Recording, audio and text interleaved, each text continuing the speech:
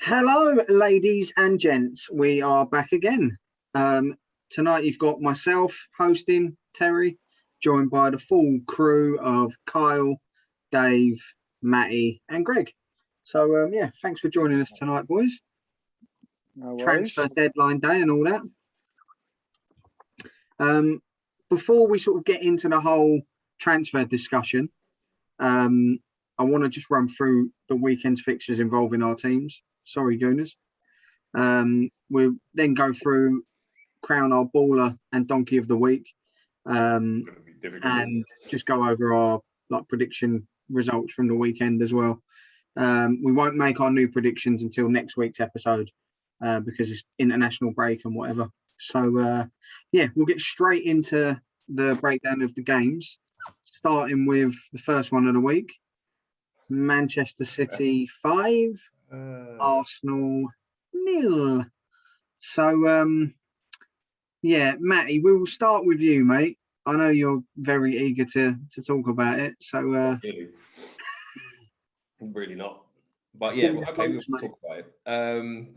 I mean, everyone knew that City were going to win the game. It's just the way that you lose a game, and there's a way you lose a game, and that weren't the one. I just, first of all, just wanted to check what your thoughts were, if you know a lot about Arsenal's starting 11, etc., etc. So when you look at the team sheet prior to the game, he's got Callum Chambers and Holding at centre-half. He's got Cedric at right-back. But even the more of a shocker is how has he played Kolasinac, a man who was on the verge of terminating his contract last week, as early as last week. And he's in the starting 11 against Man City when Tavares, he looks okay to me. I think he's a bit raw, but how has he not nicked a start? And Lokonga, who's arguably been the one little shining light that we've had, is on the bench.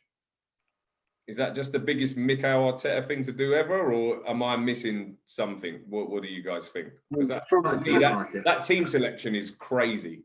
From an outside point of view, I would agree. I looked at that and I actually had a little bit of a giggle to myself when I see the team, because following on from our discussion last week about players performing with Shimmikas the way he's been playing for Liverpool, and we were saying, does he get dropped? And Robertson comes in, and Kyle made the hypothetical scenario that what if Kolasinac was having a blinder, and you're like, well, he's never getting a game, and then he starts the following week. It's like, I did have a little giggle, but it's very, very, very strange moves that Arteta seems to make.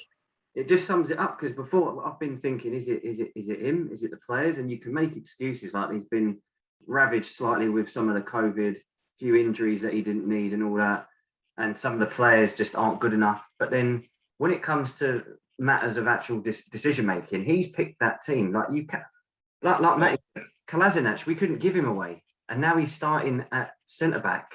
You got Xhaka. All right, he's been a bit better for us than Kolasinac, but he was out the door a few weeks back. Now he's starting as the captain, and he wanted to go as well. But not only that as well. All Roma had to do was pay another €5 million to secure his signature. He wanted out. We were very, very prepared to sell him. He signs a new deal and then goes and does that. There's been stuff that he's done before this whole new contract that agreed, somewhat unforgivable. He's made more errors as an individual, leading to an opposition goal in the Premier League, I think, in the last couple of years in total, surely. Correct me if I'm wrong, but that was his 11th red card in his career. Okay, but that's more. When you look at the tackle, it's as if he said to himself, "Fuck this! It would be easier to get sent off and not have to carry the can with the rest of the players for the 90 minutes." That's what I read into that situation. And this man, 100% what he's done. Yeah. This man is your vice captain. There's something seriously wrong at our football club. It's gone beyond silly now. I didn't think the problem was as serious maybe 2-3 weeks back, but now I'm fully wide eyes open. How long does it carry on before? I was often thinking that he was inexperienced but potentially a really good manager, like, up against it with these players. But now I'm looking at decisions he's making. Just thinking, we've got shit players. What's looking like a shit manager? What the fuck? Shit owners. The only way is further decline until something. Yeah, I mean, until the club gets either taken over and there's been monumental changes from the top right the way through. Like, I think it's got to that point now where a bit of experience has to come in and steady the ship. I mean, if he doesn't beat Norwich, I mean, surely he has to walk. What would be? Imagine we lose that game. I mean, that game's like a cup final for us. We haven't scored a goal. 6-pointer against Norwich. But it's just the fact. It's the facts of the situation, Carl. It is what it is. It's like, Well, I've said to you, I don't know if I said it. I'm sure I said it on the pod. This is the worst I've seen Arsenal. You look. This is the worst Arsenal side in 30 years. Like, easy. Just that as a club, like you look. Callum Chambers. I mean, let's just have a butchers at Callum Chambers for a second. For that first goal, he's been out jumped by a bloke half his size. Not only that, I don't think he was. Well, the cross wasn't difficult to read. You could see where the ball was going. It's like he just thought, "Oh, fuck it, I'm going to jump late because I'm an idiot." Like, but I said he's misread it. He's not. I don't think he was how out can jumped. you misread it that bad? It didn't really come in with any massive wank. Obviously, but him and Rob Holding are championship defenders. They're not Premier League. Did he know he was there? Yeah, he did. If you look, if he didn't, that's even worse. If he didn't know he was there. But he wanders in the box, right? He's standing next to him. He looks at him. He's not in a bad position. He's right goal side, right next to him. But in the time it takes Jesus to swing his leg and get the ball in, he decides to step forward, and Gundogan just steps back. Gundogan's looking at the ball and he goes, "Okay, that's where it's going to go. Step back." No. Yeah, step back, just head it. Chambers looks at the ball and goes, "I think I need to step forward to get that." No, you don't need to step forward. It's simple eye to ball coordination. It's not nothing to do with skill. It's just you cannot read a ball. It's like all the All or Nothing documentary is going to be the best thing of all time. Like, it is going to be the best thing that our opposition fans will have ever seen. Do you think there's one player in that Arsenal dressing room, captain included, that when they've gone in 3-0 at half-time, that they've lost their shit? Are they all just sitting there staring at the floor? I don't see one leader in that whole football team. Not one. Matty, for me, I think the whole Maitland-Niles situation sort of proves that how much of a shambles the club is at the moment. That's he's Arsenal through and through. Yeah, he is. Wants nothing more than to play for Arsenal week in, week out. And to be fair, he's good enough to. How's he not a right back? Well, he's good enough to play over Cedric and Chambers. Right back, that's for sure. And how's he not playing right back for that game? He wants out. That says it all for me. Well, and the thing is, you look at all the players who've left as well, and we're led to believe that Guendouzi, he's a bad problem. Saliba, he's a bad egg. Oh, now Maitland-Niles. Oh, no.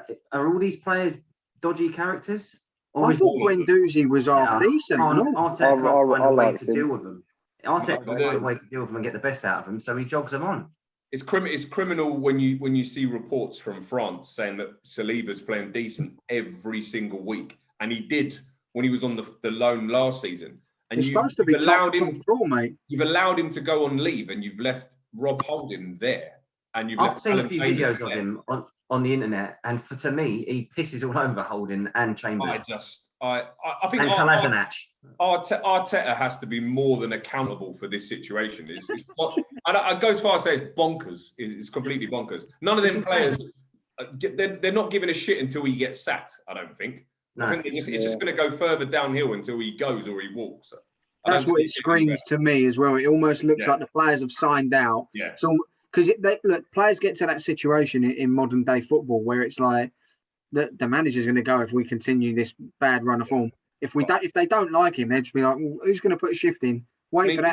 They don't really. I mean, at the end of the day, they're getting paid mega bucks per week. They don't really give a shit if Arsenal are in decline or not, because they're still getting paid every week. So unless you're an Arsenal fan or you've come through the academy, you can have some sort of gauge about the size of the club, the history of the club, etc. But this is a product of.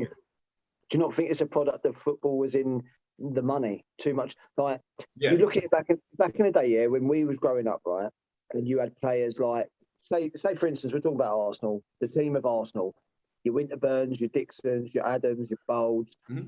they wasn't getting paid millions and millions a year. They were getting maybe 1 million or 2 million a year. And they had so much, like, they wanted to play. Bottle, yeah, they wanted it. Passion, yeah. They had so much in them to actually want to play for their club. Yeah. And now, players that are not, they're not even Arsenal. Do you know what I mean? They're not Arsenal. They just play for Arsenal. They're getting shed load of money. And this isn't just Arsenal. This is every club. Yeah. It seems like every club is in decline of players that are passionate about the club, because all it is now. It is just players that play for the club. Yeah. Mm-hmm. It's a job. It's a job. Yeah, and it's the love of playing for your club. Passionate players. Your Roy Keanes, etc. Didn't matter who he was playing for. United, Forest. He fucking died for the bad. Yeah. That's where it's gone out of football. What you're saying is spot on, but that's where the managerial appointments have become so important and so vital, because if you have the correct manager, he can drum that into him. He can create some sort of passion and will to want to play well and want to earn your place in the team. As someone that's played for the club, he should have that. Yeah, but it's fine having that yourself. It's putting that forward into other players. There's been players that have gone into management that were the most passionate. Roy Keane, for example, is one of the most passionate footballers you'll ever see, and one of the most passionate football men you'll ever see. Shit manager. Because his standards are. The level of expectancy is too high, and these people don't live up to his level of expectancy.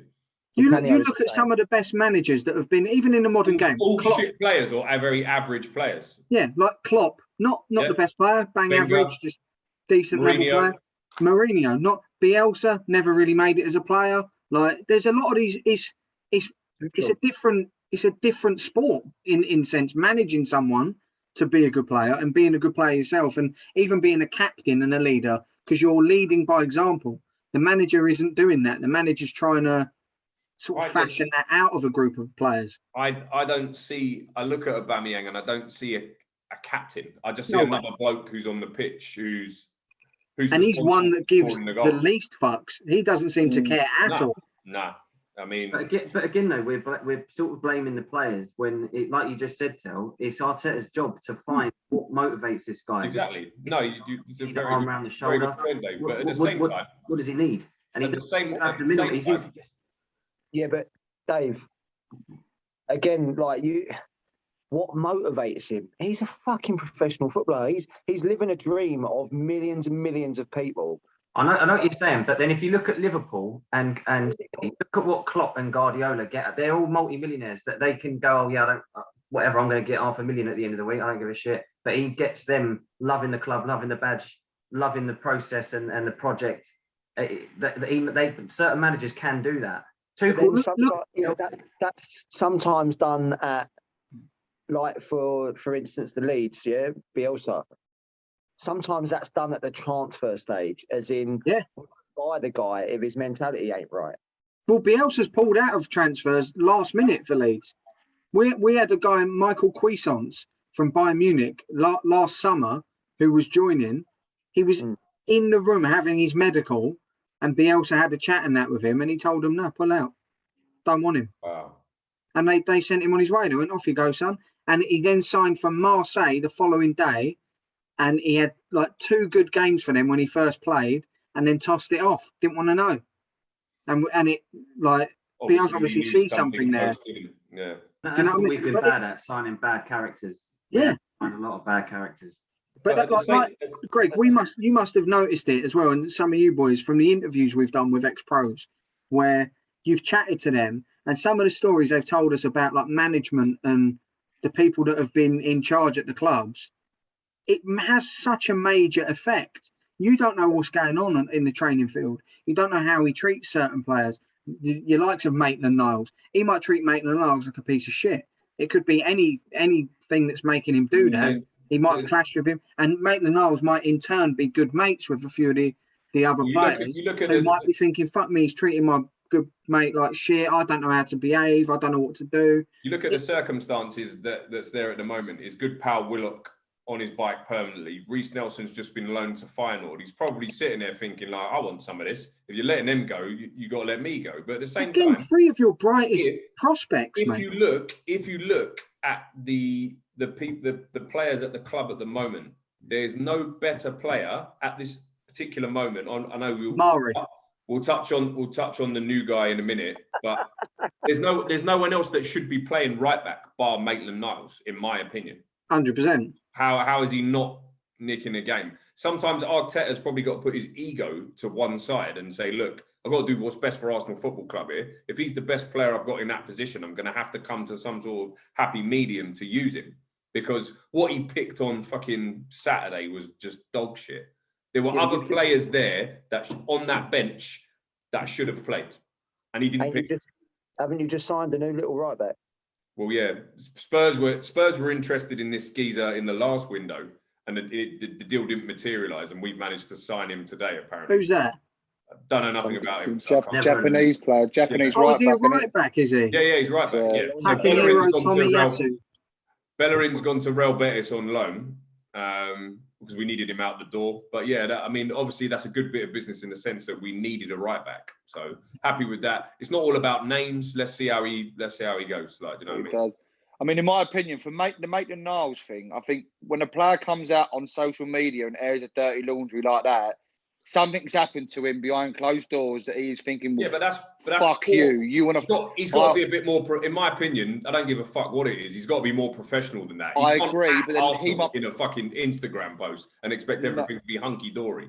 Like no, but that's what I'm saying. Conversation. But I feel like he's probably been done dirty. He's probably been treated like probably a cunt, yes. And I don't getting angry, but there's ways of doing things. And I agree. I don't think that was the right thing to do, but that's what he decided to do. But again, I agree it's just another piece of shit show that's happening there at the minute. It's all over the place, to be honest. It's concerning how many players seem unhappy with or that up. He's up. You've got to ask the question: Is he? How many people has he pissed off? Like the players weren't that unhappy when Emre was the manager. Yeah, and he did all right. He didn't do that bad. Looking back, not really. He took you to fourth and done a few things. What is Arteta actually doing? But he doesn't. Yeah, but that's what I'm saying. Yeah. What there is no one can see anyone, even from people like us that are just having a general conversation about it. Even we're not understanding where it's going. Trust what process is it? Because there's no process. The thing is, Matty, like going back to what you sort of first said when we was talking about the game. There's ways to lose. There's ways to when the ship's going down. There's ways to. Do you know what I mean? Yeah. To fight against it and gut on your shield, didn't you? You run yourself into the ground, and there's almost a level because obviously look at the record. As soon as we go a goal down, 9.5 times out of 10 we're going to lose the game. And that's not a good place to be in. Like we touched on before air, Arsenal would have lost that game that Leeds drew the other day, 100%. No doubt about it. You got a draw there. You didn't play particularly well. However, you did not get beat. We would have got beat. There needs to be a proper mentality shift. I feel like Granit. I'm not going to single out Granit Xhaka solely, but I think he's just a bad egg that they just should have got rid of. Yeah. How many times does Skeezer need to dodge a bullet? And he signs a new contract. Like, I'm baffled. I'm completely. But why didn't they just let him go? Because they wanted and €5 million million for him. Why didn't they give Willock a go in the team? I've never seen someone who deserves a run in the team more than that. Agreed. And Reece Nelson. Record for goal. No, I mean, in fairness, Reece Nelson flatters to deceive. Don't tell me one game he's come on and he's done well because I've never seen him have a good game. He looks very, very basic footballer from what I can see. He might have. He needs a loan. He might have smashed the world of I think. Have they loaned him or sold him? Loan. He's on loan. He's signed he's extended his deal, but he's gone on loan to, I think it's Feyenoord for a season. I reckon they're just putting him in the shop window for a year and then trying to maybe 10 or 12 mil for him next year. On the plus point, before we move on, like obviously he's got Ben White to come back, Gabriel. This new guy's going to start at right back. Thomas Partey's got to come back. There is some level of hope there, but I think the next sort of 2-3 weeks for him are just their job changing for him. Update CV, Mikel. I mean, I think I might have to switch my phone off come the Norwich game because I don't know what I'm going to do. WhatsApp will not be connected during that 90 minutes. I don't think. I'm actually dreading it. I'm dreading even watching it. Dreading it. The thing is, say if he draws against Norwich and then that's not a good result. And then draws against Burnley.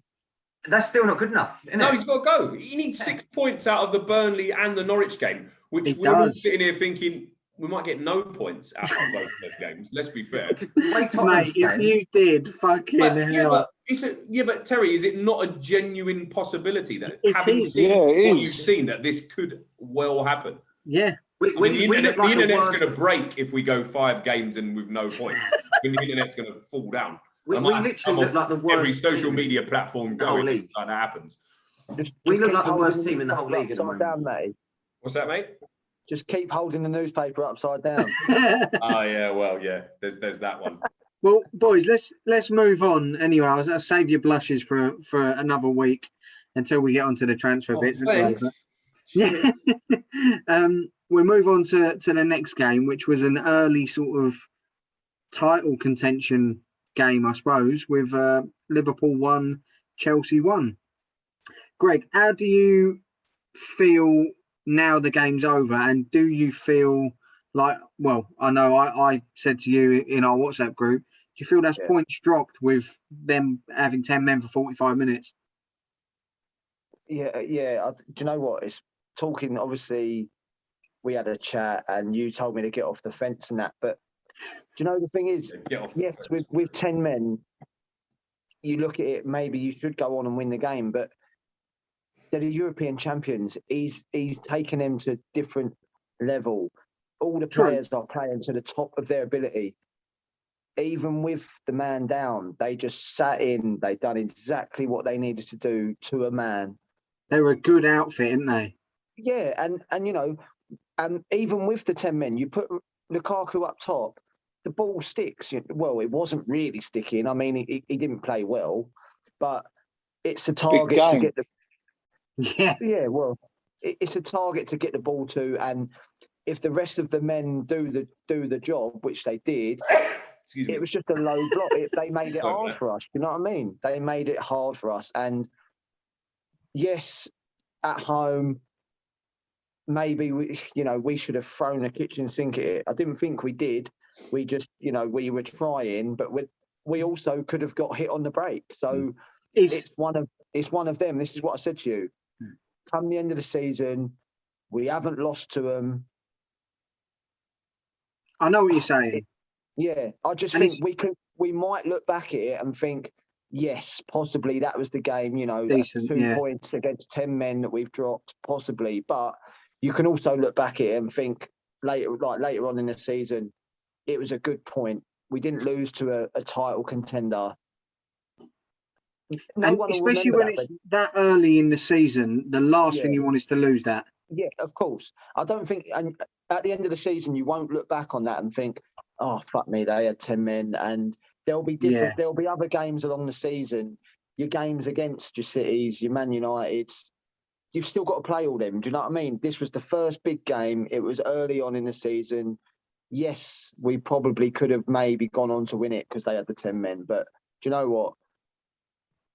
Having gone behind, I'll take a draw. I would. Especially when I suppose you look into it, and then I think 2 of their next 3 games are Tottenham away and City away. Well, that's what I mean. Chelsea. If they come through that and they haven't got any wins out of them 2 games, for example, and you've picked up maximum points or 7 points out of your next 3 or whatever, it looks a lot better, doesn't it? They will be the ones thinking, "Fuck me, we've got out of that." That's a point very much well gained for us. Yes, massively so. Just a quick one on the whole. I mean, I'm no Chelsea fan by any stretch of the imagination, but I think Thomas Tuchel deserves a lot of credit. When Frank Lampard left Chelsea, the defence hasn't changed that much. They're just a much better, well-drilled machine. Yeah. He seems to make average players want to beat the chest. You know what I mean? Like Rudiger, for example. He's a different animal. He couldn't kick a ball straight about a year ago, and now he's one of the first names on the team sheet. I liked his shithousery as well, trying to scuff up the penalty spot for Salah before he tried to take the penalty. I don't like that. I don't know if any of you boys see Thomas Tuchel's interview with Tubes on Soccer AM this weekend. I haven't seen it yet, no. Obviously, only football fans, alumni, Tubes, one of the boys. Shout out to Tubes. I'll tell you what, wicked interview with him. I dropped him a bell, actually, straight after, basically saying how pissed off I am that they've got such a top fucking manager. Because when you hear the fella chat about his processes and see how they buy into him, it's just honestly fascinating. Like I hate Chelsea with a passion. Like they're the only team that can push Man United for me on the hate levels. Like that's how much I dislike them. And I couldn't stop listening to the fella. I was like engrossed. He's captivating. He's a special individual. Oh mate, I looked at him and I was watching it and I was sort of saying to myself, them players must love playing for him. Yeah. He seems like everything you'd want in a manager. He's meticulous. He's intelligent. He's quite witty. He seems to have a bit of a character about him. And he wouldn't have managed the clubs that he's managed if he wasn't, because it's unusual. Like, I mean, to manage PSG as well, that's a bit of a left field move. Do you know he was saying in the interview, one of the things he does in training is they play like 7-a-side matches with a tennis ball, is one of them. How's your touch getting on? And they also do it with, I don't know what's their size 2 balls, is it? The little ones. The little like the ones like the Coca-Cola ones used to bring into the playground like that. That's got to be a 2, isn't it? Surely. And they showed a bit of footage of it, and Tubes was basically asking him, he's like, "What's that in aid?" And he basically said, "Fun. It mixes it up a bit." And he said they have a laugh, they have a bit of fun doing it, and then when you give them the bigger ball, it's easy. Piece of piss. You know, I must admit, the guy seems do it with a bigger ball at the minute, let alone the fucking size 2. The guy seems superb, and the quicker he somehow loses his job there, the better. Yeah. He seems like a nice fella. Yeah, I don't like liking him either. It does happen sometimes, though, doesn't it? Let's be fair. Fucking irritating, though, isn't it? Can't they have Frank back? He was a prick and he's shit. So it's like, get him back. Come on, man. What do you like on the game? Red card is definite, I think. I don't think so. What? No, it sounds a bit silly. My thing is, because it's hit something else before the hand. But the hand has prevented the ball from going in the net, Kyle, for a start. But so. Exactly. It would have hit his leg and gone in the goal. His leg wasn't saving the ball. Wasn't there, it would have gone in. So do you know, Kyle, I was on your side there until I watched a couple of the replays, and what's killed him is that movement. Yeah. Because they try making out that, that's a natural movement when you move your leg forward. No, it isn't. Not at all. If anything, it's the other way. Like, and if his arm was stationary and it hit his thigh and then his hand, it's still a penalty, but it ain't a red. I'll tell you what, but the fact that it's hit his thigh and then he's gone, fuck. Even to keep it out with what he did, the second one, the one after, even better. Yeah. Well, I don't know how Matip didn't score the header. Nah. Yeah. But again, just going back to it, it for me, he's moved his arm. He wouldn't have, if his arm wasn't there, it was hitting his leg and going in. So it's the fact that he's moved his arm in the way he did is why he got the red card. I think if it was just hit his leg, arm, as Terry said, I think just penalty. But he's moved his arm. I think that's what gave him the red card. You do have to question though how little the ref looked at that on the screen. Yeah, and it was only a still shot. And it was a still shot. Yeah, but don't forget. You look at a still shot? Can you not look at a video? And why has he literally just gone, oh yeah, that's a red? Like, it's very odd. They are chatting, but don't forget they're chatting in their ear. In the ear on. Yeah, but if they call him over to have a look, you have a look. Yeah. If you've gone all the way over there, you've got to check it out, surely. I think he was 95% giving what he did anyway, and he just walked to the screen to reaffirm it and was like, yeah, that's what I thought. Yeah. I'm not surprised with the red. I just think it could have maybe. That's why I think it could have been a yellow. I would agree normally, but like Tel said, on the replay, his arm scoops it forward. If he's trying to move his arm out the way, your arm goes back or up. He just like scoops it forward. Like, I don't know.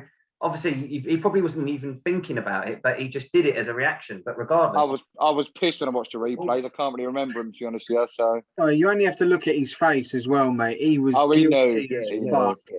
He was like, he had that face like when you've had a few beers when you're like 16 with your mates at the park, and you come home and try to pretend you've never had a drink, like it's your mum and dad. He had that face on.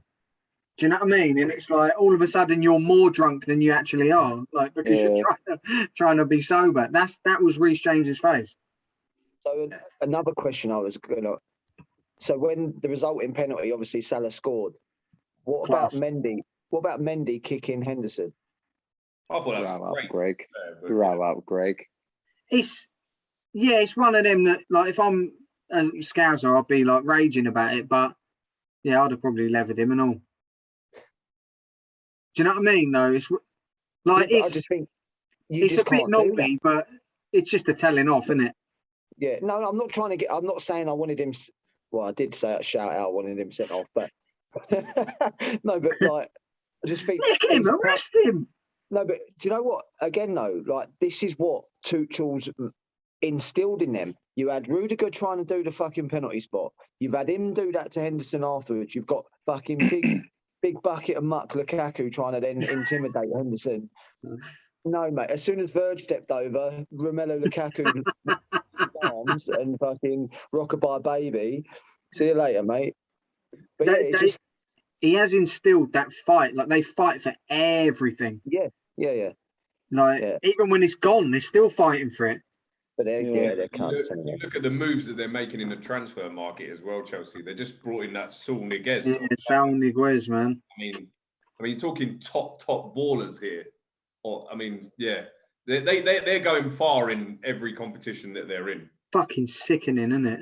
Well, yeah, but it is what it is. I mean, he's got some serious squad there. If one player gets injured, it's not like the end of the world for them, for sure. Doesn't it just piss you off?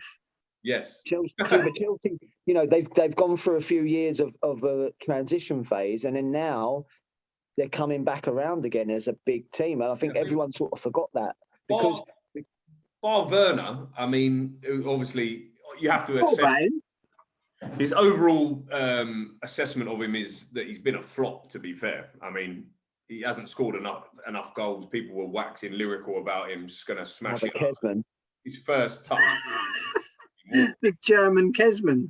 Yeah. I mean, but again, like Havertz, everyone was like saying, "Oh, Havertz is shit" because he didn't really click early doors. But he scored big goals in big games. That was a great goal weekend. He's a top player. There's no getting away from him. He's flicking that on, I reckon. I think he's just looking for an area. At the end of the day, it went in. G Nev said he meant it. There's no way he fucking meant that. He's going back. Neville is so up Havertz's arse, mate. Is he his agent or something? Mate, any time the geezer makes a 5-yard putt, he's like, he's come on a bundle. What a player this guy's going to be. It's like, hey, he didn't even do anything. Fucking hell. Did he be coming out with that one in a bit, really? You know what, though? I know I haven't really spoke about the match, but very surprised that Harvey Elliott was picked. But again, he showed his worth a little bit. Like, didn't do amazing, but he didn't look out of place. Oh, he was unlucky with an effort in the first half and all. Yeah. Nice strike. He's one of the players that's gonna. The more he gets games, the more he'll grow into the role. I can see him being a top player in the next few years for sure. You already 100%. See the fact that he took that shot on in that first half. The confidence has already gone up. Yeah. Well, he there was a point in the second half where he laid the ball to Salah, and Salah crossed it in, and he's actually said to Salah afterwards, he was like, "I wanted it back, mate." Like, fucking, you know what I mean? So he's not. It shows that he's not scared. Yeah. To even say to Salah, do you know what I mean? Like, fuck me, mate, give me the ball. Even in the first game he played, Greg, against Burnley, I don't think he'd have done that. Yeah. He was a little bit more timid, but I think now it's almost like picking him again against Chelsea has made him go, fuck me, I belong here. Yeah. He's looking at the bench and he's seeing players like Thiago on the bench behind him. And he's like, The confidence boost you must get at that age when he's announcing the team and you're putting like World Cup winners on a bench. Like, fuck. Fair play to him. Like, you're full of testosterone anyway at that age, but his bollocks must have been like fucking space operas, mate, after that. And that's what managers like Klopp and Guardiola do. They just drip them in and build their confidence and get the best out of these people. And that's he might not play for the next 5. Arteta, but that's what he's not. Yeah, he'll be on the bench for the next 6 months. Yeah. They know the timings. They know the right times to put them in, pull them out, put them in. I mean, like you said, it's what Arteta doesn't do, and we see it with, you mentioned there, with Pep, with Foden. The amount of times people were saying, "How's he not playing?" Like you said, he'd go missing for 5-6 games. He's not even on the bench, and you're like, he's fucking him about. He's keeping him hungry. He's keeping the hunger there. He just plays Saka every game. They've got absolute worldies in front of him. Well, I mean, look, if Foden gets injured tomorrow, are City really struggling? No, they're not. They just play Mahrez or Gundogan or Ferran Torres. Or you know what I mean? Yeah, they've got abundance of talent in that top end of the pit.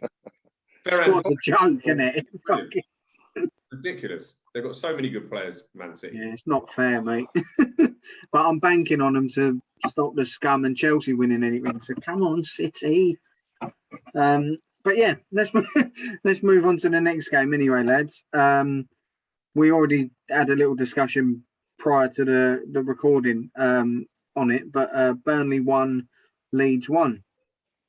And like I said to you, Matty, beforehand, we just didn't fucking show up. I'm shocked. I'm really shocked. I thought you would tear them a new one, to be fair. Yeah, same. And it just didn't click. I think didn't Matthias click. Yeah, well, touching on him, great reference, because that was one of the big problems. Was Click and Firpo went down with COVID before the game. I see that, yeah. And it's a big loss for me when Firpo was almost the bigger loss, because it meant that Dallas had to go to left back, and we then lose Stuart Dallas in midfield. And I think it showed in the last sort of 12 games of last season, when he was a mainstay in the centre of the park, how vital he was to us. Like, he's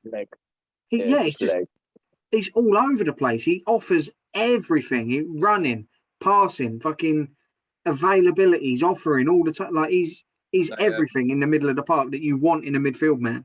And I think as well as he does at left back, losing him in that middle, it just upsets the balance too much. The balance of the team is not the same. Yeah, and I think we struggled to adjust pretty much the whole game, really. They roughed up Calvin a bit as well, didn't they?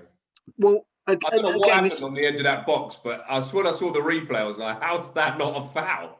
Well, mate, that was bad. I like that they're letting a lot more go this year. I really am. And I think it makes for better football matches. I think it makes for a bit more needle, a bit more aggression in the game. And I think football's lacked that for a long time. Yeah. But there's still a line. And, mate, like we said before, Burnley are the fucking dirtiest team. And Ashley Barnes in particular, the geezer it's actually laughable how, like I said, he should have been sent off twice in the Leeds game. Like, not even like 2 yellow cards worth. He made 2 tackles that were straight reds, and he's come off with only a booking. He's one of those guys who just. And the other thing that fucks me off with that geezer is he's on a booking, and the refs had 2 or 3 words with him, almost like, "That's your last warning, son." And then he goes, someone's running away from him, he trips him up and kicks the ball away. And you're like, well, any chance then? And I'll just have another word with him. And when he's having a word with him, he's screaming in the ref's face. Yeah. Like, fuck off, It's actually like it's one rule for certain players and one rule for others. And do you know the main reason for that? Exactly. You know the main reason for that? Why there's one rule for them and one for the others? Is that ginger prick Sean Dyche.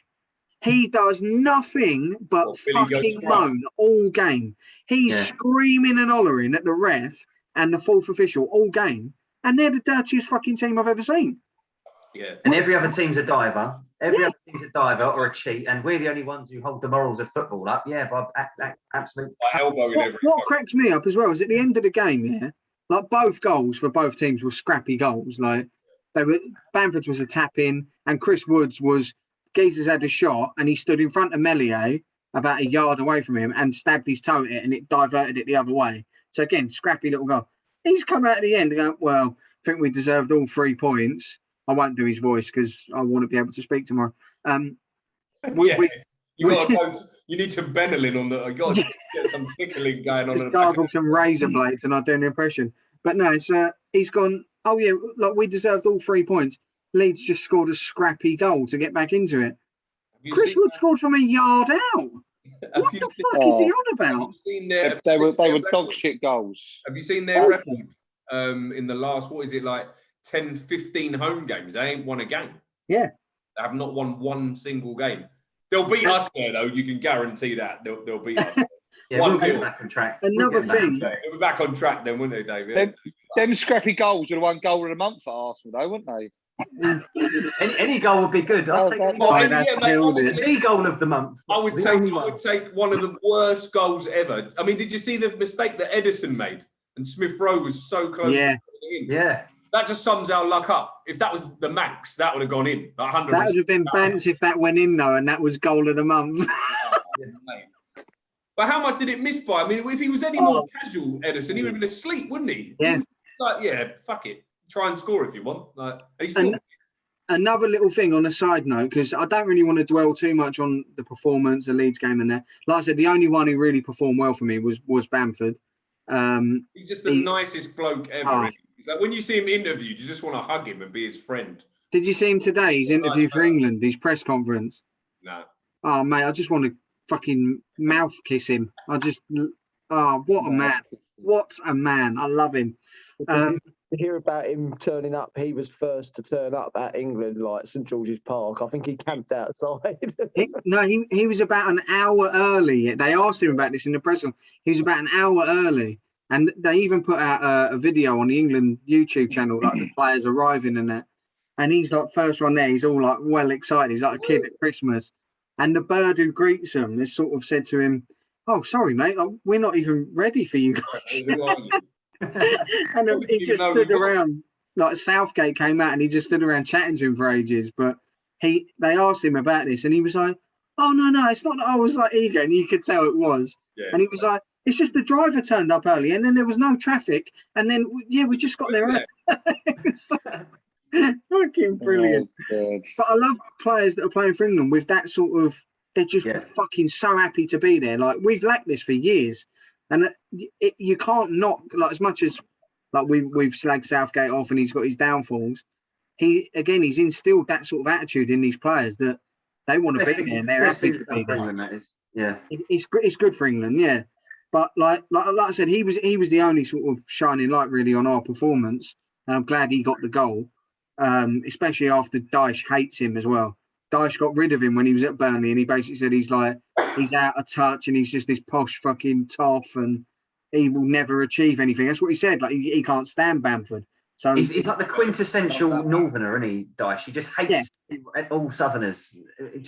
We're dodgy, we're sneaky, we're cheap. Prick, isn't he? Yeah. His little fucking watching this. His little disc beard, man. He's got to go. But one thing I do want to mention as a complete side note to the game before we move on to Jonesy's boys is they done a little pan around the stadium, towards the end of the game. You know, when they like film the crowd and this, that, and the other.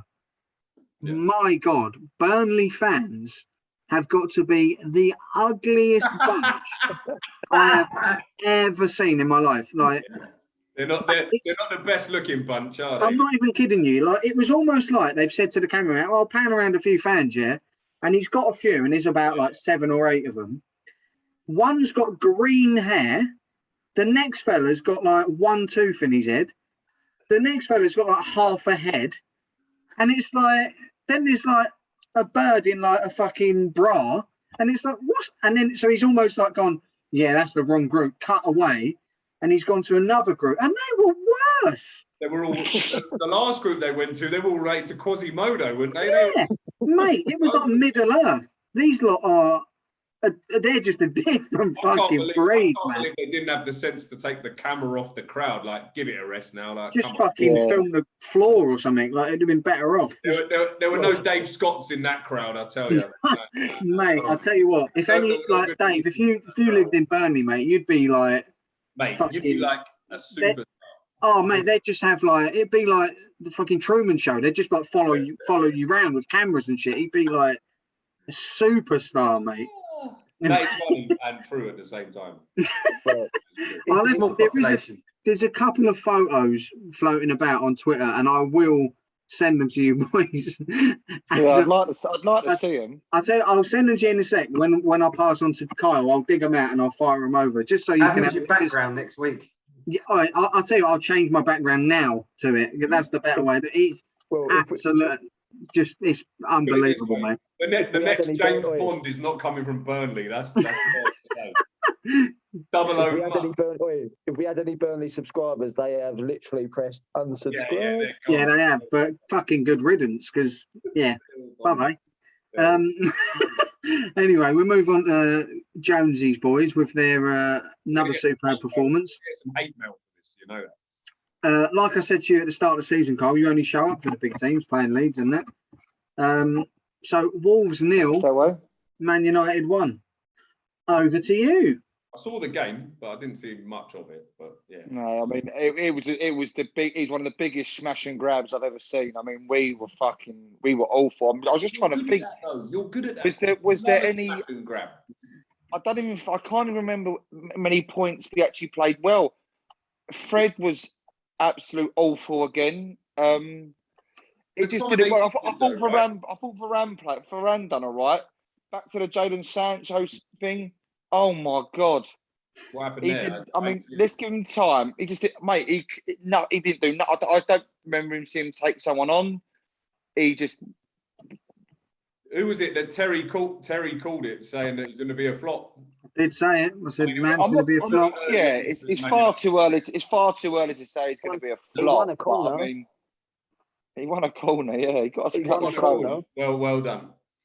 But that man again, wasn't it? Old Gunwood, having a great start to the season. To be fair, I mean, the goal that kid, didn't he? I was saying to Greg, like I was a bit unsure. I still don't think he's a number 9. I think he's going to be better floating from the right or whatever.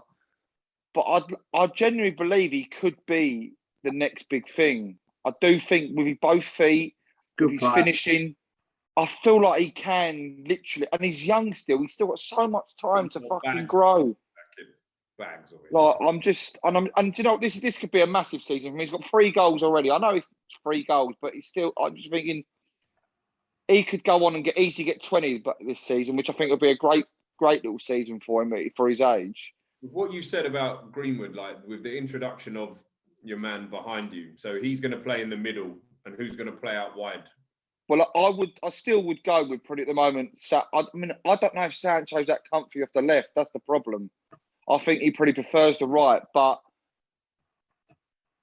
again, you've got Rashford. You've got Rashford and Greenwood either side. You could have Greenwood and Sancho. You could have anyone, just anyone but Dan James. Thank fuck. Absolutely killed me.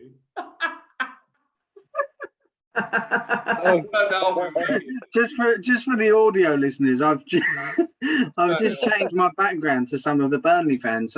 Yeah. Phil Foden's I think that's one of the more generous shots, to be honest. There's this geezer his neck is bigger than my head. Where's his jawline? Under his nostrils. Looks like my big toe. And then there's What has possessed David Ballard's little brother to do that to his hair? Like, when did he ever think that was a good idea? What is that? What is that? I mean, the geezer above him. Decent, to be fair. The little kid is fuming. He's from Burnley. Yeah. He's related to the old fucking school shooter here. Yeah. And he's just devastated. It looks like Kirk from Corrie. Oh my God! So that's just a little taster of the lovely people of Burnley. Oh God! I'm gonna leave you up there.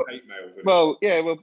I don't know where we were with the United game, but that poor performance. But again, them sort of games you look back on and think that are big 3 points. Were the ones you're playing shit at. Who have United got next? Who are they playing? Newcastle. Yeah, I mean, yeah. Where is it? Old Trafford? Old Trafford. Yeah. Ronaldo coming back. I can only. Yeah, I mean, we ain't doing the prediction for that bit. That's gonna be massive, I reckon. Yeah, Carl, this ain't for you because we've had this debate. The other boys, red card or not? What are we talking about here? Exactly. That answers your question, Greg. No one even knows what you're on about. The one for the goal. I haven't even seen. I don't know. I don't think red, but I think it's a foul. Okay, that's fine. I would have taken that because it led to the goal. Yeah, I don't think it's a red card. But VAR don't get involved no more unless it's a red card offence. They're not getting involved. They're not bringing it back. Because we think there might be a foul. Or if it ain't, they're not getting. I don't think they're getting involved in that no more. If it was a red card, Xhaka got sent off for leaving the ground and showing studs. Pogba left the ground. All right, it was one-footed, but the studs were showing shin high, and his shin pad went from the front of his leg round to the side of his leg. Yeah, he made contact. Yeah. Yeah, but it's not a red for me. It led to your goal. But Mike Dean's sitting right in front of it, Greg. Yeah, but that doesn't mean fuck all, does it? But that's what you're saying, Mike Dean. There you go. Yeah, but if he don't think it's a foul there, again, if VAR would have looked at that and they'd have gone, "Is that a red card?" No, it's not. Then leave it. I think that's how they're going, regardless of what it leads to. But it stops all that shit like last year, whatever.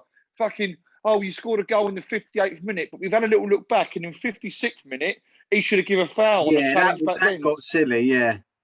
Because he should have given a foul. Then we wouldn't have. Turns out last week he dived, so that don't count. That goal against Burnley we scored. We had a fucking. He went to send off Robbie Brady for his change on Cavani. All of a sudden, he sent him. Brady, you're fine. It goes back a minute. Luke Shaw, you're booked. I'm thinking, it's like your game against Brighton last season, and all they'd finished, mate. The fans were all on the motorway, and then all of a sudden you're taking a penalty. That was the biggest what I've ever seen in my entire life. That makes me ended. The game was finished. But that's what I'm saying. That's why had gone, blown. See you later. Done. Yeah, but fans are gone. Fans had left. But that's why I prefer. Good result. That nice draw against Man United. I don't. They're buzzing. But no, this is. I think this is what I'm saying. I preferred football this year because I'm thinking VAR's not getting involved as much. It's not taking away as much. It's taking away what should be taken away. Not little fucking 50-50 duels like that. Yeah, I'd rather these mistakes than what we were getting. Definitely. Yeah, exactly. Do you know what I mean? Yeah. So no.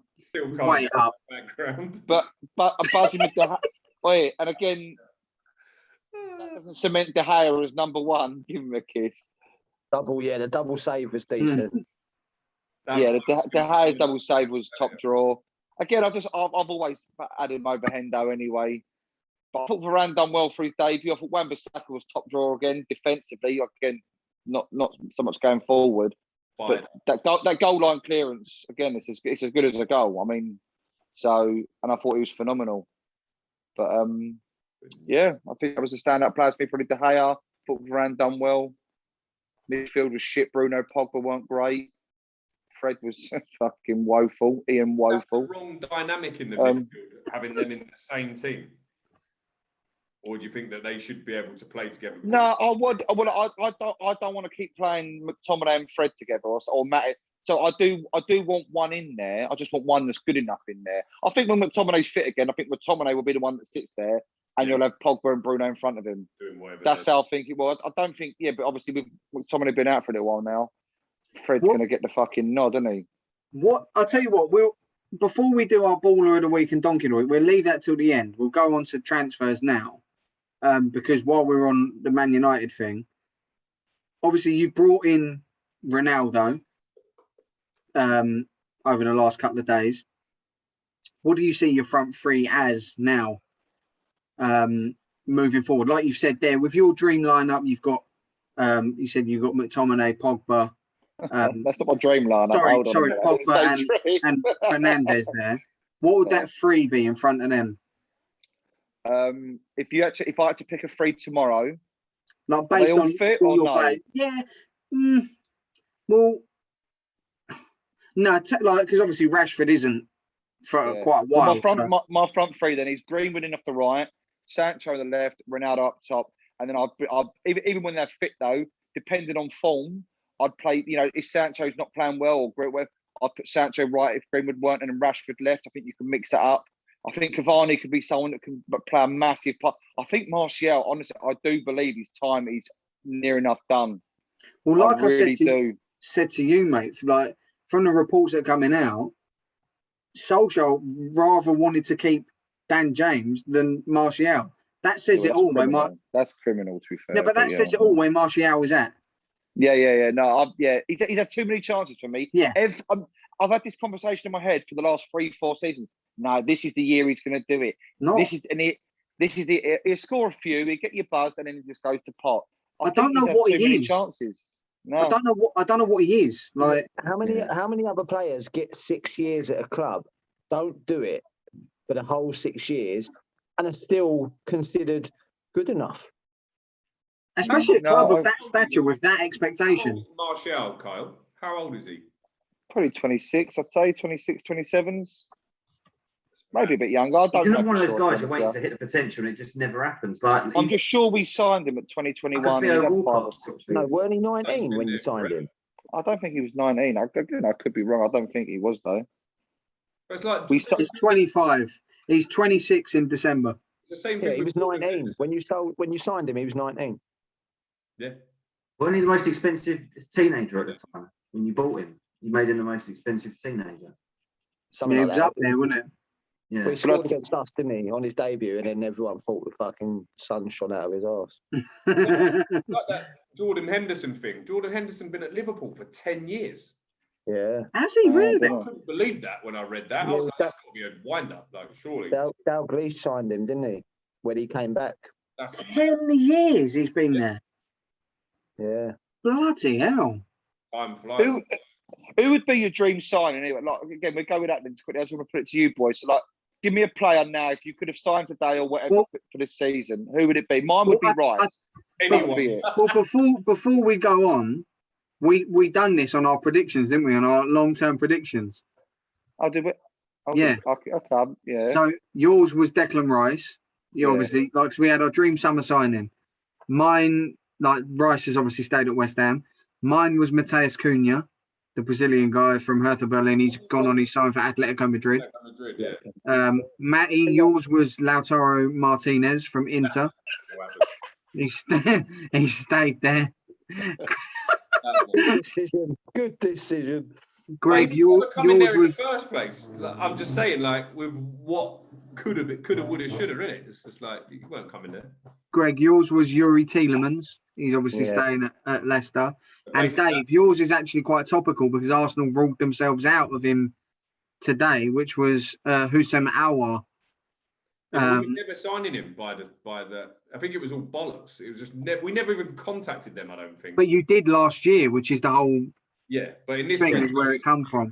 900 times, and then we've gone and signed Ødegaard, and we've got Smith Rowe that plays in that position. You can't have three of them. Like, nah. It was just a signing that could have been done for reasonable money right at the beginning of the window, and you could have had someone all trained up with a pre-season done and just more depth in the squad. I think you could have had him as well as Ødegaard, because as soon as, not that Ødegaard's putting up any trees, but if he's not there, suddenly we look dead in the midfield again. When you've got two of them, they're playing together against weaker sides, they could be quite handy. Or if one gets injured, you've got cover. I just thought it was just a guy who wanted to play for us as well. A signing, they got their head in the clouds with fucking Maddison, chasing their 70 mil Maddison for 3-4 weeks, when they could have just been more realistic. Never going to happen.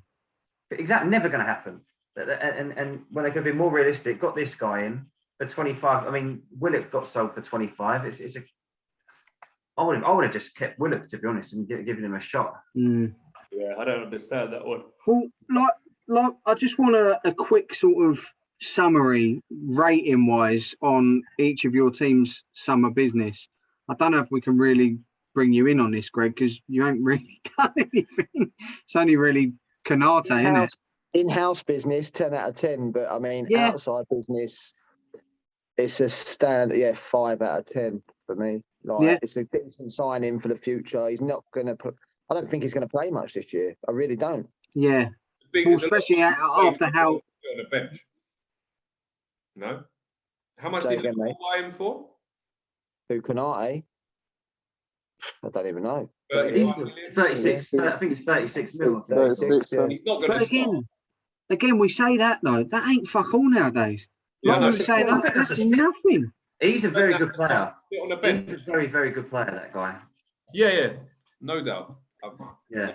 So Jonesy, I want to come to you. So obviously you've brought in Cristiano Ronaldo. Was there any other? Varane. Sancho. Name drop. Super Tommy Heaton. Yeah, you did sign him, didn't you? Oh, fuck me, you did, didn't you? Yeah. And outgoings. Who's your outgoings? Dan James. Who else? Dan James. Well, Brandon Williams has gone on loan, and he. But of note, that like first team squad sort of. I don't think I can't remember. We haven't lost anyone, have we? No, they're all still there. I mean, there was a lot of talk about buy. He might want to. I thought he might breeze, but no, I don't think. I don't think we've sold anyone really. Not. So how would you sort of rate, if you're like out of 10, like Greg's done? How would you rate Man United's business? 8.5. Yeah, I think a holding midfielder. Do you know what? I was even a bit desperate for it. I would have took Neves today. I think that for me would have pushed it to a 10. I mean, I just think that holding midfielder is. Yeah, we could have done with that, but I'm happy. Listen, I'll be honest. Back to the Ronaldo. Again, like I told you boys, I didn't actually want him. There was no interest for me to get him in this window, but when you boys started giving me all fucking stick in the group going against City, David, I'm not gonna lie to you. It was the worst 2 days I had. I was stressed. I was like, honestly, I've lost an inch of my fringe. The fringe has gone a bit more. But when I see, but didn't I say to you boys? Listen, I told you boys, he ain't going City. I knew he weren't going. And do you know what? I had a little inkling. I don't know if I told it, Greg, or whether. A little inkling. It wouldn't surprise me if we come in last minute, and fucking did we? And it was done so quick. Friday night, I got back from the shops, seen it with agreed terms. I was so happy. My family. So happy that City couldn't get him. Off the record, did you have a cheeky tug? I might have had 4. I think I had 4 by 5 p.m. I was fucking all over it. I think it's a massive signing. He's obviously half the player he was, whatever. But I just think to have him around, he can still score goals. He's still going to score goals in any league he's there. I think he's better than Martial. I mean, he is. I do believe he is. Yeah, of course he is. And he probably still will be in about 10 years. I know you said that a bit tongue in cheek about half the player he was. Geezer still bangs in goals anyway. Yeah. No. I think if he's phenomenal for us, I really do. If he scores in his next international, he breaks the international scoring record. I mean, that's fucking just a joke. Freak. He's got 3 attempts at it. They got 3 games. Oh, yeah. That's happening then, isn't it? About to get a pen. Bruno will dive for the pen and he'll end up taking it. Yeah, lovely. That's what I said. Bruno's going to hate this. He's going to nick all these penalties and Ronaldo just smash them in. -8 goals by the end of the season now because of this. So, we're going to that. We're going to Leeds now, coming obviously because we've just signed one of your boys in Dan James. Looks like, I don't know, I haven't checked up if this is signed, sealed, delivered yet, but looks like Helder Costa's left. On loan to Valencia, which I'm very fucking happy about because the geezer has been he's the one player under Bielsa that just hasn't improved. If anything, he's got fucking worse. So I'm quite happy that he's going to be going. So to be honest, I'm a bit underwhelmed by our transfer business, but based on the players that we've kept, like Greg said, in-house business. We've kept Phillips. We've tied him down on a contract.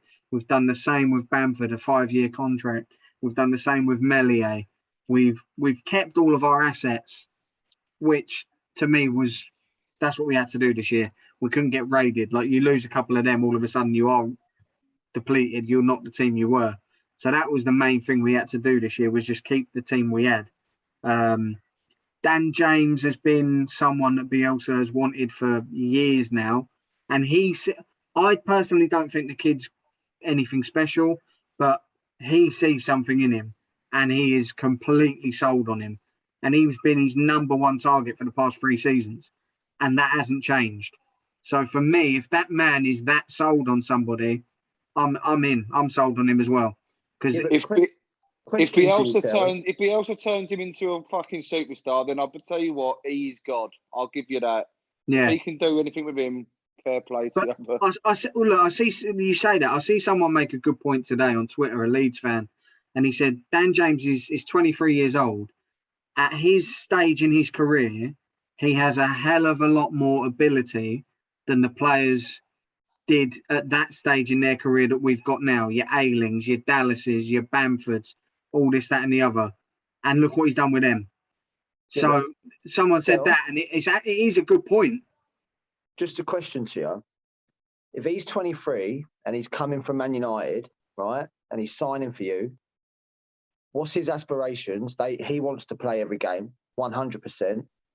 Whether he will... Is he better than what you've got at this minute? Jack Harrison and Rafinha? No. But Bielsa... But he's got potential. Yeah, Bielsa has a rule and with transfers, and it's one of the reasons we ain't gone into the market yet. And it is he will only bring in players if it betters what we've got. But how he's looking at it it's no coincidence. Who's leaving today? Helder Costa, yeah. He sees him as a far better option than Helder Costa. So he might be looking at it as he ain't going to be in the first team for 6 months. And he probably ain't. Tyler Roberts. Yeah, exactly. And he might bring him in and go, you know what, in 6 months' time, I could turn this kid into something that is better than what we've got. Mm. And like I said, if that guy is sold on someone, I'm in. Like, he's so convinced on the kid that 3 years later, he's still pushing for that. He sees something there. He does. I know he's met him I know he's met him from when he originally signed for us. So attitude could be something that really helps as well. He might have seen that and gone, I can really make something out of this kid. He's got everything I want. So that's enough for me. Do you know what I mean? I've got to that stage as a Leeds fan. If there's been a lot of players I've written off that he has turned into players that I would fucking like bow down in front of. So if he can do it with this guy, then I'm not putting it out of great record in turning average players into like very, very good footballers. So exactly, like you said, judge him after a season if he gets regular games for Leeds. I think he'll score goals. I do think he'll do all right there. I think you're right. Yeah, I think he'll do well. And again, what a good option to have for us. Like in games like that Burnley game where you're lacking a bit, just for his fucking pace alone. Yeah, like it's a great option to have. Like, and like Kyle obviously isn't that sold on the kid, but we're in a different ballpark to you boys. You know what I mean? You're discussing a front three of fucking Greenwood, Sancho, and Ronaldo for fuck's sake. Do you know what I mean? You're umming and ahhing whether signing like a France and Real Madrid centre half is a good deal or not. We're at different levels at the moment. Oh, 100%, 100%. No, like, so you know what? I wish him well. Like he's not one of them players that I've left and thought, you fail. You know, he's not. There's nothing. And I think a lot of the fan base are the same. Like, I would like to see him do well. I've seen a lot of good messages. He's not a horror. He's not a bag. But I just. He seems a nice kid, to be fair. Which again, that helps. Right. Yeah, I'd say I'll take the 10 million profit on him. What we've had him for 2 seasons, 10 million profit. Move on. He's never going to be good enough for us, I don't think. Yeah, that's fair play. But yeah, so I would, if I was to put a number on it, I'd go 7 out of 10. Again, mainly giving it the extra point for the players that we've kept hold of. That was my main interest this year. So yeah, I'll give it a 7. Now we go on to the Arsenal boys with your business. So you've obviously tied down a few with the likes of Emil Smith Rowe. You've brought in Ben White, Odegaard, Tommy Yasu today. The people that have left, the likes of Willian, fair play to him. Got to take your hat off to the fella, taking a bit of a cut and saving you boys a hell of a lot of money in turn. Yeah. Bellerin leaving as well. Overall, what would you sort of give your business a rating of? We'll go with you, Boyle. I mean, obviously, this is all early stages. We're in the third game of the season. Obviously, well documented that we've had the very bad start. But I don't. It's hard to put a number on this because I think Willock was sold. That's the only one I don't really like. I didn't want him to be sold. White, I think, will be a good player in time. He's only played one game. Admittedly, he didn't have a great game against Brentford, but none of them did, to be honest. Lokonga, from what I've seen of him, looks a tidy footballer. I think he'll get better. Tavares is a bit raw. He's only really been brought as backup to Tierney. I don't see him moving Tierney from left back. The Odegaard one, obviously, because we got him on loan last season. I think the jury's still out on Odegaard. He's got ability, but he's got to start taking games a bit more by the scruff of the neck. You know, he's got to start running the game because that's the sort of player that he's been billed as, and he needs to do more. That would be my thing. The other one that baffles me absolutely completely is Aaron Ramsdale. Has Aaron Ramsdale been signed as a number 2, or have we spent 24 million on a geezer to replace Bernd Leno maybe, or challenge him for his shirt? Because he had no competition there at all, Leno. That one's a bit confusing. He played well in the cup, from what I saw. You bought him for the championship next season, mate. Yeah. Possibly. Watch his space. So I'm going to give it a 6.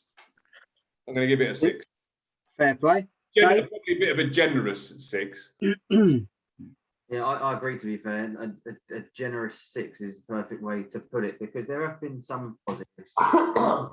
The players you just listed, we're not going to get any worse for signing an Odegaard. It's nice to have some backup for Tierney, like you said.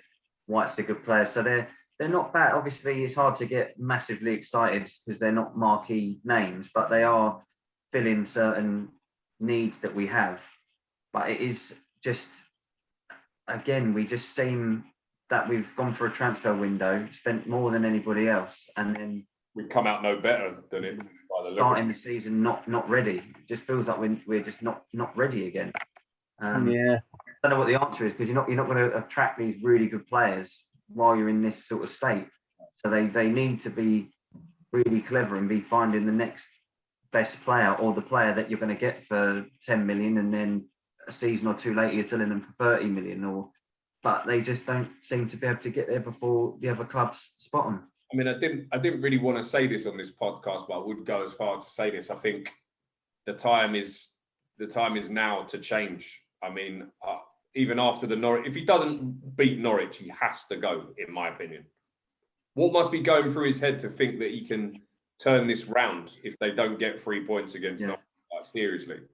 Because there's all talk of building for the future and all that stuff, but it's easy to say, oh yeah, we're buying these players because we're building the future. You're buying those players because you can't attract better players. Look, Dave, he's had enough time in this to make. A lot of these players are his buys. He only finished fucking 8th worldie since Christmas. And even when you look at that back end of form between Christmas, how did that happen? How did that even happen? Because it's like the mentality's totally changed again to we can start shit again, and what we're going to play catch up. And even though we weren't good last year, we still managed to be the third best defence in the league. So they had something there to try and be a bit awkward to beat. The whole thing, and it's just everything's gone. Whole thing where we're going just completely baffles me. I'm no clearer than I was ever. The other one as well, with the Ramsdale one, we've sort of been pressured into that, because our number 2 behind Leno is so bad. That Runason, I don't know what was in his head to buy that guy. The other fella against Tips that gave the striker a goal on, I don't even know what his name is, on Conroe or on Conquo. He just gave the ball to the hip striker. Oh, mate, you score, no problem. So he's so bad that we needed to get a number 2. But then he must have just thought, why buy another shit player for sort of 5 million or 10? Let's just buy a good one. But I mean, there's other areas that we could have 25 mil could have been better spent. I mean, I'm not sad about getting Ramsdale because I do think he's a good player. But when you know that money's tight and having to let people go to buy people, it was just a lot of money to spend in an area where I know after Leno you've got that Runerson fella, but could we not have got a keeper who's he's gone out on loan, by the way? Huh? That Runerson, he's gone out on loan. Well, that's got to move you think to 7 out of 10, then surely, no? Yeah. Well, let's end our little transfer chat there, boys. And because we've dragged on a little bit tonight so far, we'll just run through our baller of the week and donkey of the week and then our predictions. But we're just doing quick fire. So we'll start with our baller of the week from the weekend's fixtures. I'm going to go in first, and I'm going to go with Ferran Torres as mine. Yeah, just 2 goals and an assist. Pretty impressive, to be fair. He could take that centre forward role as his own this year for City. Very good. Boyle, we'll go to you next, mate. Conor Gallagher, I thought he was outstanding. Very, very good game, and that goal deserves some serious special mention. The second one, like good goal. If like a Rooney in his heyday had scored that, they'd be waxing lyrical about that. I think that kid's got major talent. Like he's good player. To watch. West Ham is a hard place to go and get a result, and Palace haven't actually started on fire, have they? So very good point for West Ham. But yeah, he would be my baller of the week. Fair play, Greg. Antonio, mate. Just another goal. He started on fire. Them 2 that you've mentioned obviously had very good, but I've just gone for. He's been very consistent from the start of the season, and he's looking like a player that. Yeah, he's looking like an absolute player at the minute, and it's a shame that he's probably missed out. You know, if he could have done this a few years ago, he probably would be in the reckoning for an England place. But obviously now he's switched allegiances. Yeah. So, but yeah, he's having a great start. So fair play. I'm Jonesy. going to go Damari Gray. Just I think for the price, you know, he started the 1.5 mil things. I just think it's a joke. To be fair, I mean, it's just so cheap. But obviously, I mean, look, I would have said Conor Gallagher if it comes. Or you're going to put it to the. You're going to put if it's a draw. You're going to put it to the viewers, are you? We'll see what happens. My original thing, I'm going to have to go with Damari Gray. That was my choice, I think. Yeah. Well done, Damari. Dave, what about you, mate? Yeah, Conor Gallagher's a good shout, to be fair, but I'm going to stick with my original thought, which was Ferran Torres. He ran us ragged. Good performance. Well, Fair play. So that's the deciding. They could run that back for ragged at a minute. That was the deciding vote. So Ferran Torres is our baller of the week. Donkey of the week. We'll go in the reverse order that what we done last time. So we'll start. Arsenal player picking this week. What Arsenal player we picking this week? Well, the first 2 weeks have been Arsenal players. So, well, the first week was Arsenal, and the second week was Mari. So, let me go first on this one then. Let me go first on this one. Go on. Arteta as donkey for picking that back 3. Kolasinac centre back. Sorry. 100%. That is what I'm going with. That's what I was going with since the start. He's taken the absolute piss with that team selection. Arteta donkey. Fucking piss. Right. Well, the Gooner boys have spoken. You've got Cedric at right back, who sounds like he should be a waiter. You've got Chambers and Holding that are both English and can't communicate with each other.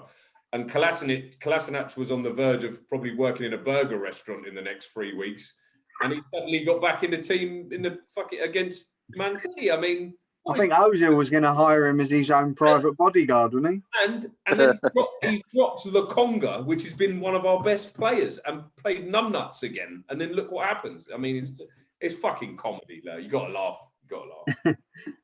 Jonesy, what about you, mate? Yeah, well, I was going with Xhaka just because I think you're captain, you're sip shinking, and you've just gone ta-da, your little bottle job. But I'm happy to go Arteta. Do you know what I mean? Like we go Xhaka, and yeah. Greg. Yeah, do you know what? First week I picked Arsenal as a whole. You can't really. Well, you actually could, to be fair. No, you could. But do you know what? He's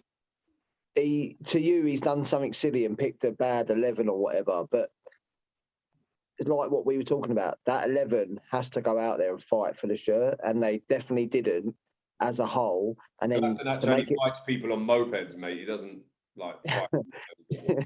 But then to make it worse, your skipper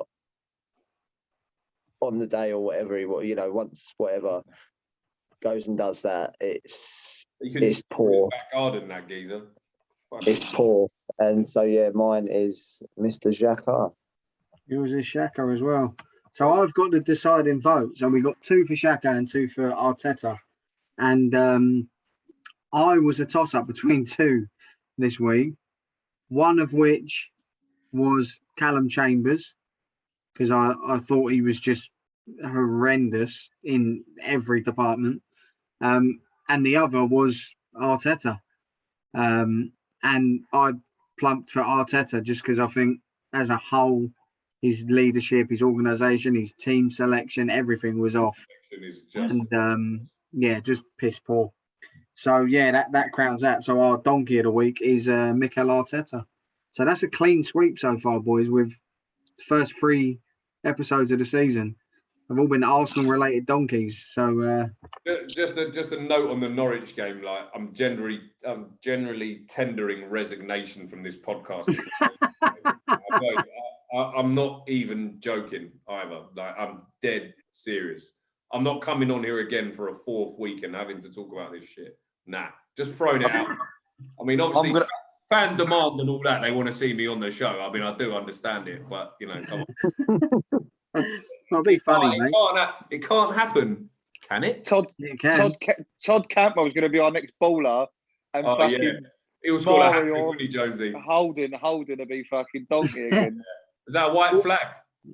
The white flag for Boyle.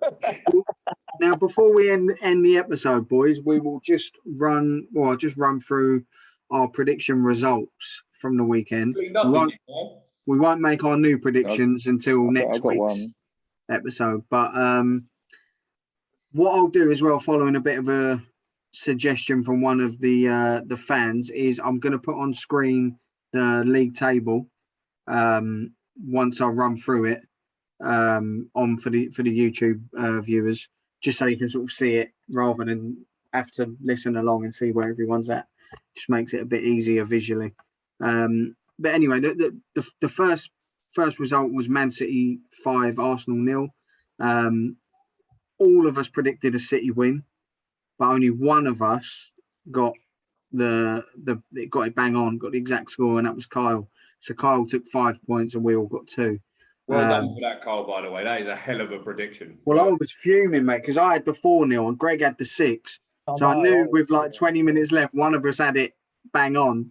And when they got the 5th, I was fucking well pissed off. But I thought I called 5-1. On the weekend, I was with Greg and I was in a restaurant. I was like, I've got to listen to it back. I thought I had 5-1. Yeah, 5-0, mate. I always forget what I call. I don't write it down, so I don't remember. Next up was Liverpool Chelsea as a 1-1. I didn't get that. None of us predicted that, apart from Kyle. He got it spot on again. Wow. I thought I had 3-1 Chelsea. 1-1, mate. So that's another 5 points, and we all got nothing. Oh, yeah, he's lying, by the way. Next up was Burnley 1, Leeds 1.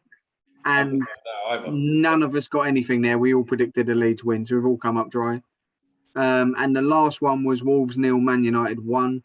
And all of us predicted a Man United win, but none of us got it right. Yeah. So the final scores on the doors were me, Boyle, Greg, and Dave all got 4 points this week with two correct results. And Kyle got fucking 12 points this week. So he's tripled our points total. So as everyone who's watching the YouTube video can see, the league table as it stands is in 5th position is myself with 10 points. In 4th position is Greg with 14 points. In 3rd, joint 2nd, 3rd and 2nd is Dave and then Matty, both with 15 points. And then 10 points clear. That's as like it a whole stands. week and a half's worth of points in it, Carl. Mate, that's all I've got is 10 points. He's got my whole total as a gap. That's unbelievable. That's unbelievable. I bet you didn't back it in real life, though, did you? I don't know why you don't. You pulled some great results. Man. What a day. With 25 points is Kyle. So, mate, fair play. Well done, Ken. God. Never going to last, but fair play to you. Nah. But I'm in for you. yeah, until next time, guys, we will leave it there. Just on a side note, I just want to make one little announcement, which I've just seen has come out now, and the votes for England's Player of the Year have come out, and Calvin Phillips has got England Player of the Year. Oh, I bet you love So that. get in there, Calvin. Well done, my son. Fuck's sake. So yeah, buzzing with that. That's a nice little side note. Another one, Antoine Griezmann has just gone back to Atletico Madrid. Yeah, I just see As that. well, nice little deal. So there's a few floating about, but Did you see the madness that they had to do to get to meet the financial fair play? ridiculous. Busquets and Jordi Alba to take a pay cut so they could register Aguero. And Yeah. obviously, Fair play to them as well, though. That's has nice. Griezmann gone there on loan? Yeah. Yeah, Do they pay his wages then? I don't know. I don't know how it's worked. He'll be on 300 grand a week at Barca, surely. Yeah, he's on mega bucks, mate. Yeah. But yeah, like I said, until next time, all the usual gubbins, slap a like on the video, subscribe and all that rubbish, rate and review on the podcast platforms. But share it to all your mates as well that you think would be interested in listening or watching the podcast. And until next time, guys, thanks for listening. Au revoir. Yeah.